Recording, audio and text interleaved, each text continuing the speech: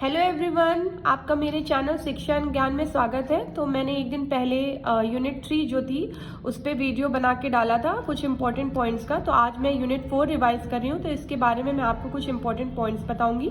तो आइए देखते हैं यूनिट 4 में क्या है। तो यूनिट 4 में सबसे पहले स्कूल ऑर्गेनाइजेशन एंड लीडरशिप, मतलब स्कूल संगठन और नेतृत्व। तो आइए देखते हैं लीडरशिप क्या है। Leadership is the activity to persuade people to coordinate and cooperate in the achievement of common objective. तो मतलब नेतृत्व एक समान उद्देश्य की प्राप्ति में लोगों के समन्वय और सहयोग करने के लिए सहमत करने की गतिविधि है। मतलब लीडरशिप में कोऑर्डिनेशन एंड कोऑपरेशन होना चाहिए। मैंने खुद के भी नोट्स बनाए हैं। तो आइए लीडरशिप में क्या क्या आता है। सबसे पहले लीडरशिप में मोटिवेशन आता है, अभिप्रेरणा। एक गोल समान लक्ष्य की ओर हम पाने के लिए लीडर काम करता है। फिर उसमें होता है सोल्यूशन, गाइडेंस, कम्युनिकेशन। लीडरशिप में जो भी लोग हैं उनके बीच अच्छा कम्युनिकेशन होना चाहिए। एक योजना के तहत बनता है, एक विजन होना चाहिए कि हम क्या अचीव करना चाहते हैं, एंड प्रॉपर डायरेक्शन होना चाहिए। तो ये थे लीडरशिप के कुछ पॉइंट्स। आइए बुक में से देखते हैं। तो सबसे पहले देखते हैं लीडरशिप के मेरिट्स क्या हैं। सबसे पहले होता है फॉलोअर्स।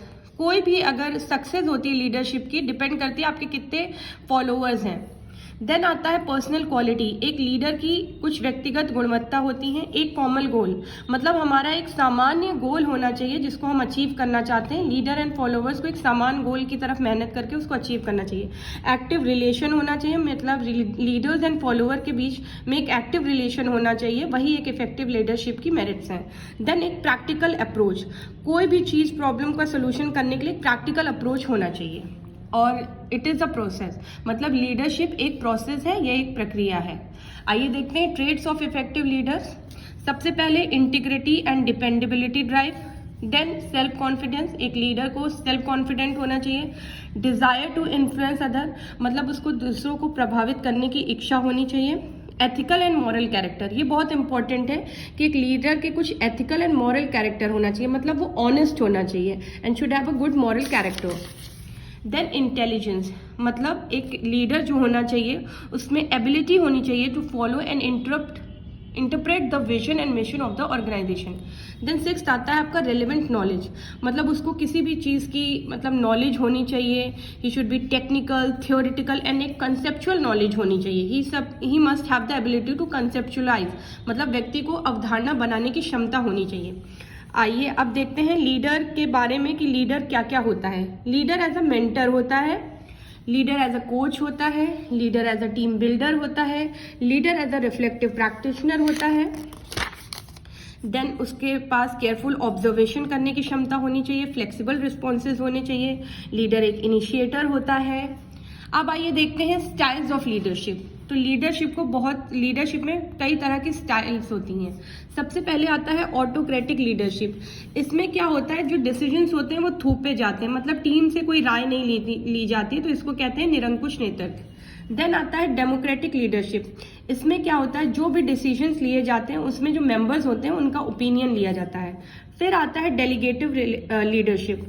इसमें क्या होता है, जो लीडर्स होते हैं वो अपने एम्प्लॉयज़ को ऑटोनॉमी एंड क्रिएटिव फ्रीडम देते हैं, मतलब उनको अपने से काम करने की छूट देते हैं। देन आता है मैनेजरल लीडरशिप। इसमें क्या है, जो लीडर होता है वो वैल्यू करता है ऑर्डर एंड सिस्टम। देन आता है विजनरी लीडरशिप। इसमें क्या होता है, leader exist to energise teams and sells the company vision.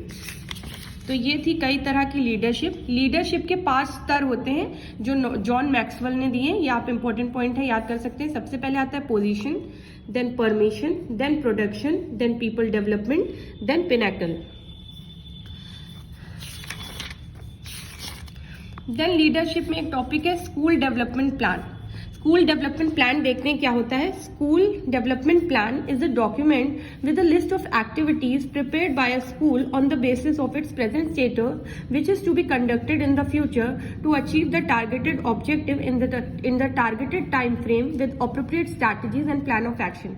मतलब स्कूल डेवलपमेंट प्लान एक दस्तावेज होता है जिसमें विद्यालय अपनी वर्तमान जो स्थिति है या जो भी गतिविधियों की एक सूची है और उनको जो भी भविष्य में गोल अचीव करने हैं उसके बारे में होता है।